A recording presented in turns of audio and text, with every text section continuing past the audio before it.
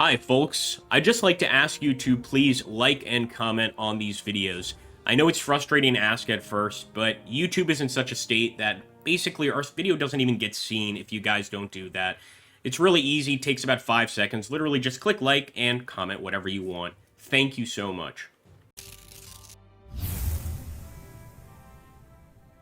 What an unexpected surprise, my friends. Today we're going to be taking a look at Strategic Command's American Civil War.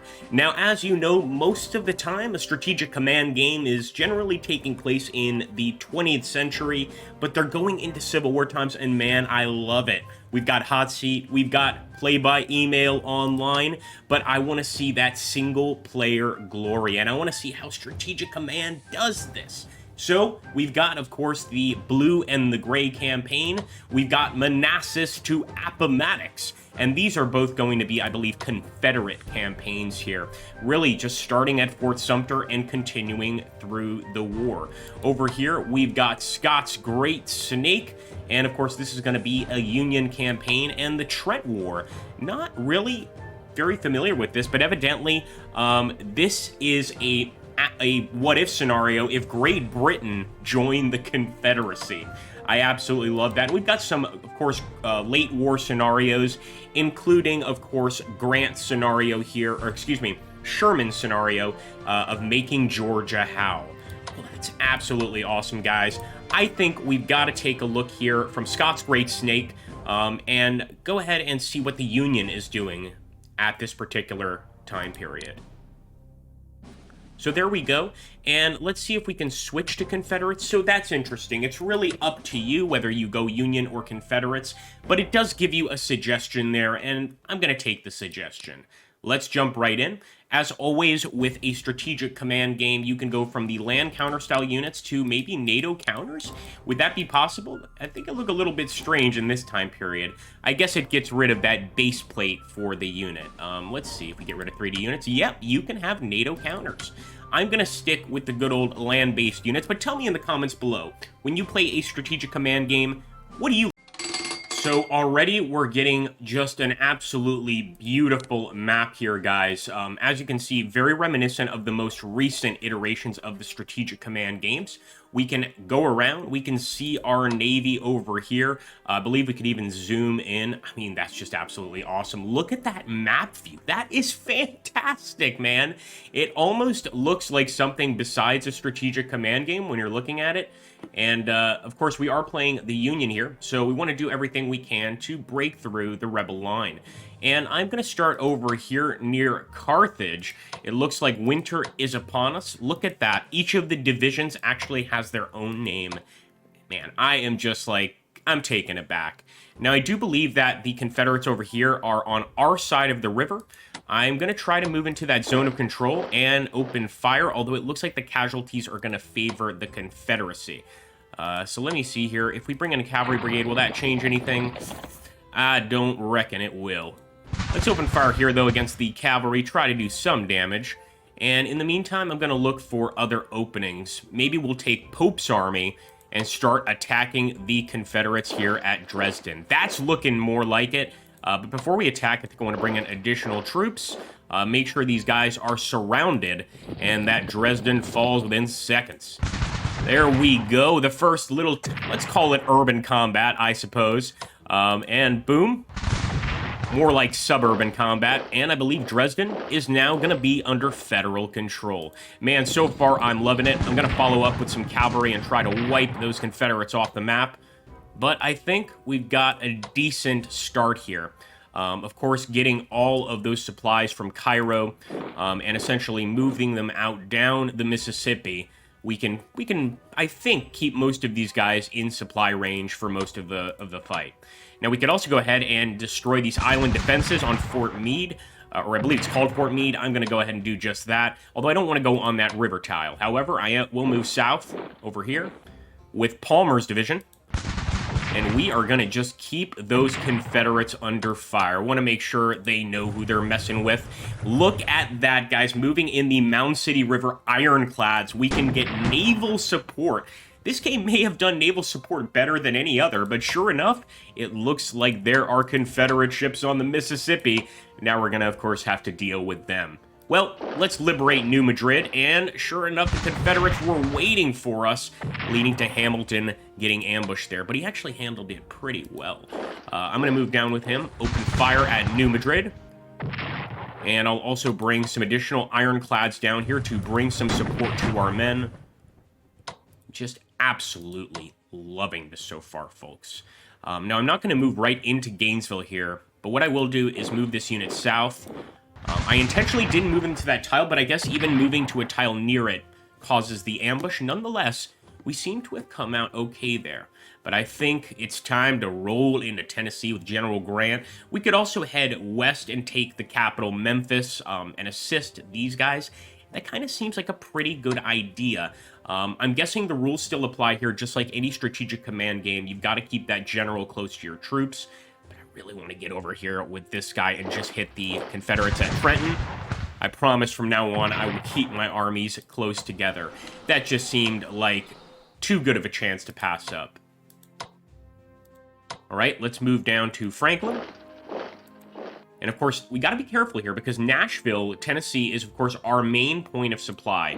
It's essentially the Union capital here of Tennessee. So we are hitting Murfreesboro, and we're going to need somebody to defend Nashville. So I'll bring the cavalry in, and I'm hoping we can take on Forrest Cavalry Division. Can anybody in the comments tell us who this is? Nathan Bedford Forrest. Perhaps one of the most controversial figures of the war, and if we could wipe him out early on here, I think we're doing everybody a favor. Let's get that cavalry there. Let's grab Sittenden's division. And again, we are going to hit Nathan Bedford Forrest's cavalry units there. I am a little concerned about this opening here at Dover. So, against my better judgment, I'm going to take this very small regiment, and I'm just going to move down towards the Tennessee River so that if any rebels move up through the woods here, we can at least hold them for a bit, let's say. Well, let's move down the Tennessee River just a bit here, and if we can keep on going, I mean, why not, right? I don't want to go crazy, though, get behind enemy lines. Let's just do that. That seems good enough to me.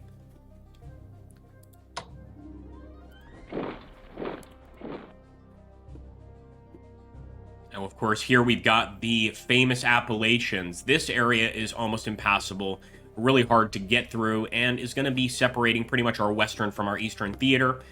And there is our eastern theater. This is where most of the action takes place, of course, and I absolutely want to make sure that the rebels feel the sting of battle here. And one thing we haven't looked at, and I do want to look at it, let's look at the research here. So, of course, we are going to try to research infantry equipment. That's going to be a huge focus. It looks like we're already doing that. Cavalry equipment, naval weapons, don't really care about that. Infantry tactics, on the other hand. Let's go ahead and start researching some infantry tactics. And maybe, I think we already have one in logistics.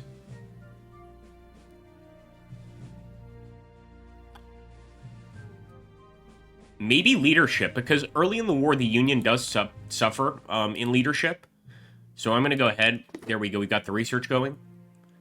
And now, of course, just trying to do everything we can to smash the Confederates here. They're certainly stronger. This is where their generals really shine at the Harper's Ferry area. And look at that. We didn't even do damage to them. So that is pretty scary. I think what we're going to have to do is move out over here towards Fredericksburg. You can see this simulates the early parts of the war extremely well.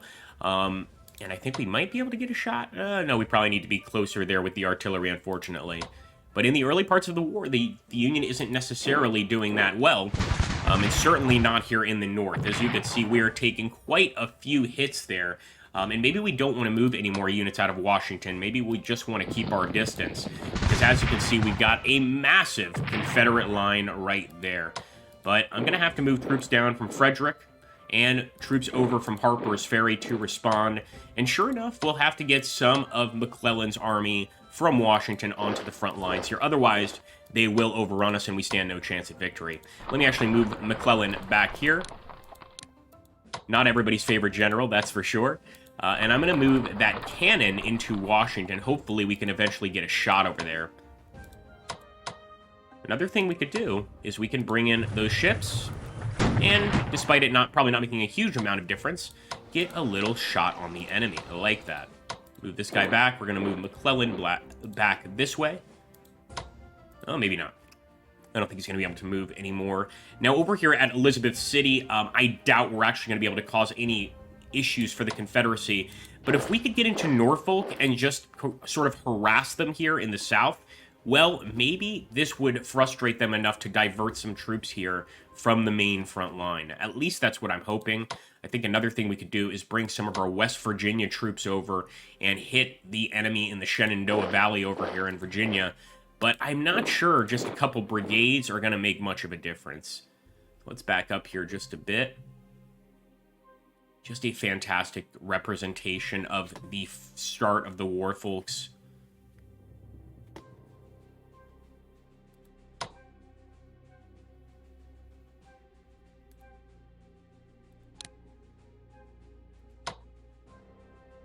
So we could actually get a division right now. We could even get some Rangers. But I think a cavalry division is what I'd like to go for. Maybe even a standard corps of men here. Unfortunately, we need a little bit more MP. You know what? Let's try some Marines, as a matter of fact. Of course, you could set the name of your Marines, Gilmore, Porter, Rowan, or write your own name. It's completely up to you. I'm not sure how the Rangers perform, so I'm not even going to mess with them. But again, I think this is where we're doing the best over here in this particular part of the country, the central part of the country, going down the Mississippi River with Pope's army.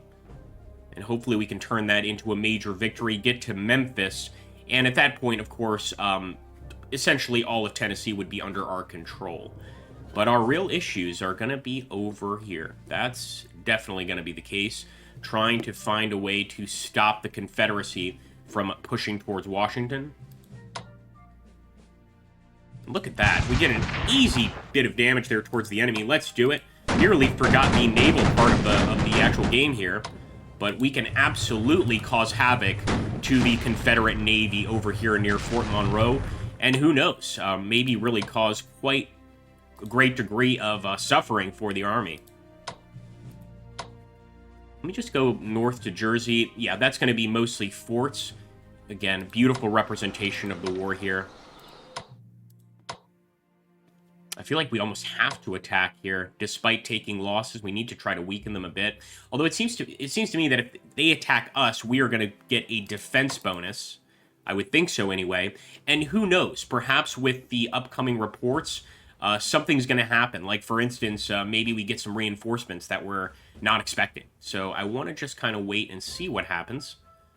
Although be careful with that. And here in the West, and this is truly our Western theater. In fact, I think these might be Native American. Yes, these are Native American cities. We're simply going to bring them over here to assist Curtis's army.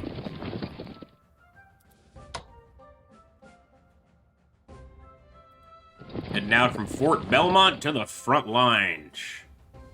That's what I like to see, boys.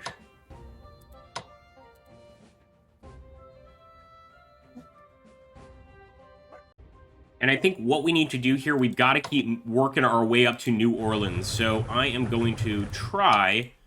It's going to actually hurt us more than it hurts them because we don't have ironclads there. But I'm going to try to pretty much work my way up here and just destroy all the Confederate blockade runners. Really just try to cripple the Confederacy in the South here in New Orleans. For those of you that don't know, you would think, you know, probably like, oh, it must be Georgia or it must be Virginia. That is the Confederate trade capital or industrial capital. But it wasn't. It was New Orleans. This is really where they had most of their income coming in from, most of their supplies, etc. Kind of makes sense if you think about it, but it's not something that's often discussed when talking about the American Civil War. So look at that. We actually do have some ground troops. That is awesome, guys. Really, really cool. We can actually attack from the south. Now, I don't believe this is something that was ever attempted. Maybe these guys were supposed to land elsewhere, but I think this is amazing. Moving our way towards Mobile, maybe taking this part of Alabama and moving up towards Vicksburg. This could be quite a development. So I'm going to trust my men, and it's going to be Butler's army. Get those men out on the damn field. All right, fair enough. getting rid of all those Confederate forts along the way is going to hurt them for sure. Well, that's an interesting occurrence, to say the least.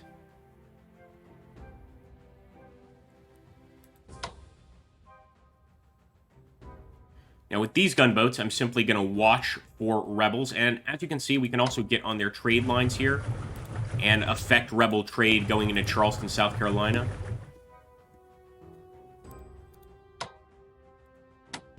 But I'm not going to attack out from Fort Monroe. I think I'll keep my cool. Unfortunately, we can't reinforce these guys. I mean, just attacking out was definitely a mistake. Lesson learned, but shows you how careful you've got to be here. Okay, let's end that turn and see what happens. Confederate fighting spirit falls due to the loss of Norfolk. 1st California Infantry, Colonel James H. Carleton, a collection of volunteer infantry and cavalry, has been formed into units in California, known as the California Column, and will soon be available for service in the New Mexico Territory. Owing to the difficulties involved in crossing the southwestern desert and the great distances involved, we must make a decision now as to which route this force should take to come east. Let's head towards Fort Bowie. I think that's going to be a little safer.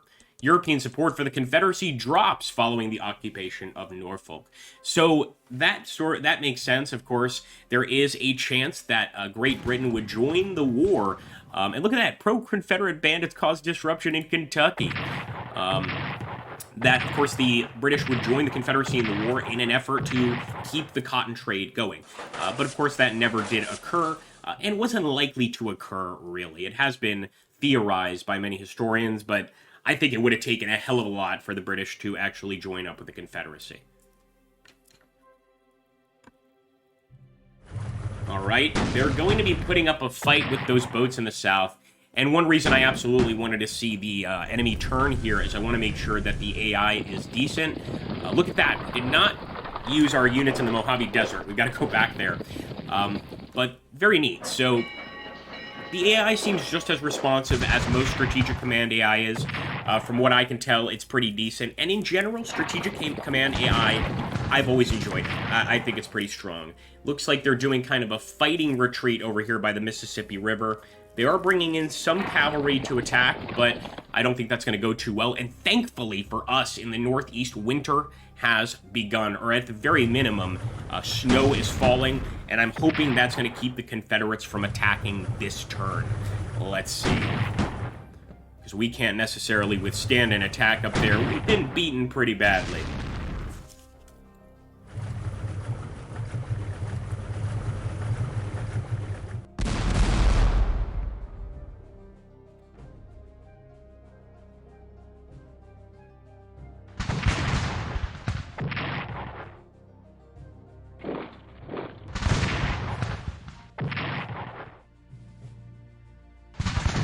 There we go. That's going to be their attack, of course, near Washington. Definitely concerning, and I think they're going to wipe out one of our infantry companies. Yeah, not what we want to see, but we simply need to reorganize our troops and maybe just stick to that defensive approach that they were setting up to begin with.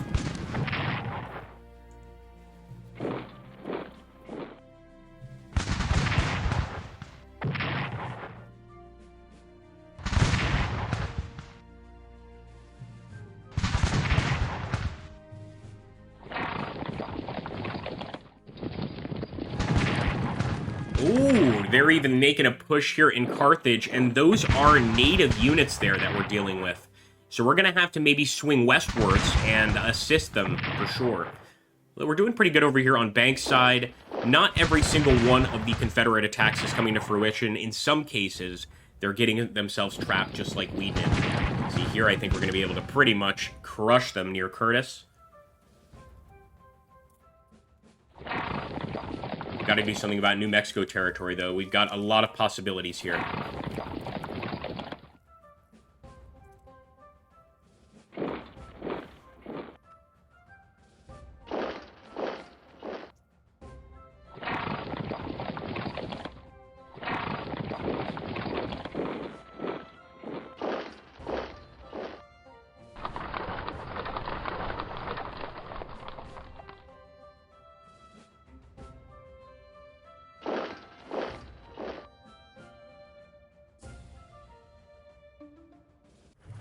A French supply ship successfully runs the blockade near Wilmington. Well, of course, they're going to want to get through and get that precious, precious cotton.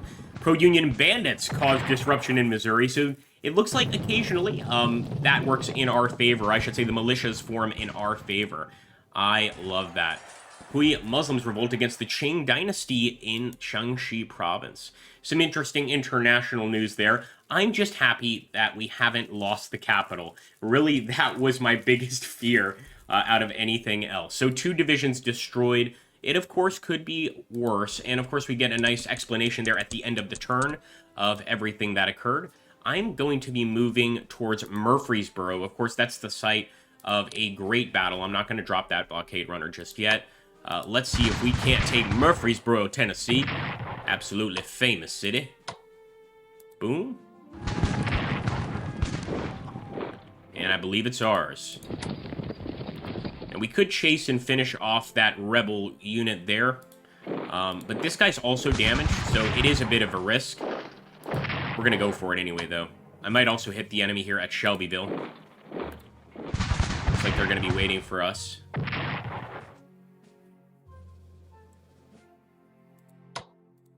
Let's surround that unit at Trenton. It shall be ours. In the name of the United States government, we demand you to leave. Actually, that cavalry did a fantastic job. Might be Custer's cavalry regiment. It really might be. I'm not just making that up there. It looks like we also have pretty straightforward resupply system. So, for instance, if we want to reinforce that Union Army, which we do, we can simply do that, and problem is solved.